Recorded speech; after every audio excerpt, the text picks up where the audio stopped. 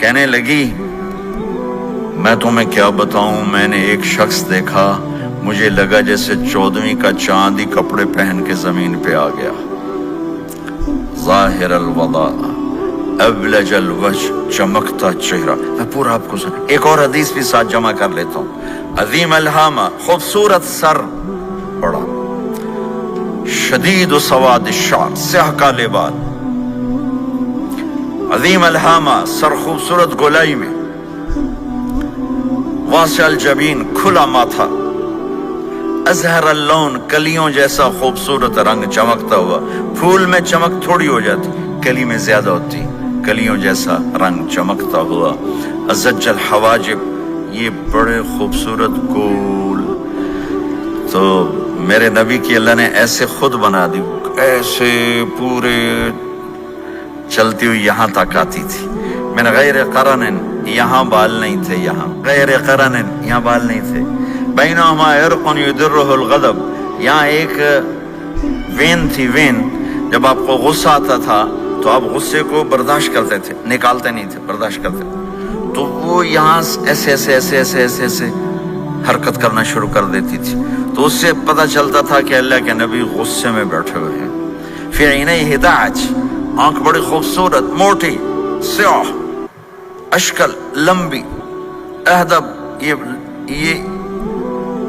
یہ بال بڑے لمبے، اکحل، بغیر سرمے کے سرمہ لگا ہوا، انجل، ابرج، اہدب، احوج، ادعج، اکحل، یہ سب نام میرے نبی کی آنکھوں کے ہیں کہ اللہ نے ایسی خوبصورت آنکھ کائنات میں اور کسی کو نہیں تھی۔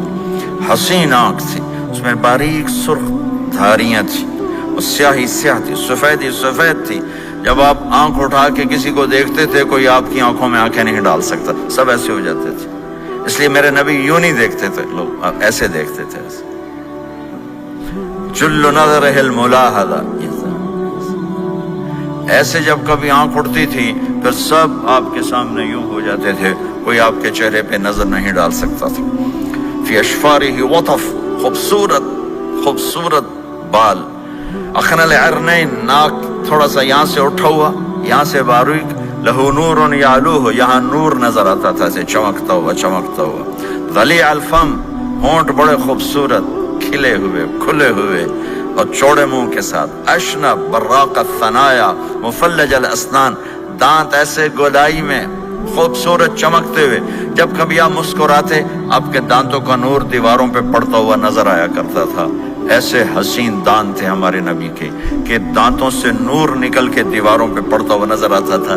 یہ 4 دانتوں میں تھوڑا فاصلہ تھا، باریک سا فاصلہ تھا، اس میں سے ایسے روشنیاں نکلتی تھی آپ کی مسکراہٹ کے دوران۔ سہل الخدین، یہ گال آپ کے نہ ایسے نیچے کہ کمزور ہوں، نہ ایسے ابھرے ہوئے کہ برے نظر آئیں۔ کف اللحیہ، داڑھی بڑی خوبصورت گھنی، نیم گھنگریالے، اور داڑھی میں سر میں 14 سفید بال تھے، اور ایک روایت میں 20 سفید بال تھے۔ اور کأن عنقہ جید دمیہ، اور آپ کی یہ گردن مبارک سراہی کی طرح لمبی اور خوبصورت گولائی میں، جیسے کسی نے گھڑ کے آپ کی گردن کو بنایا ہوا ہو۔ اور آواز میں جادو، فی صوتہ سحل، آواز میں جادو، آواز میں کشش، آواز میں گرفت۔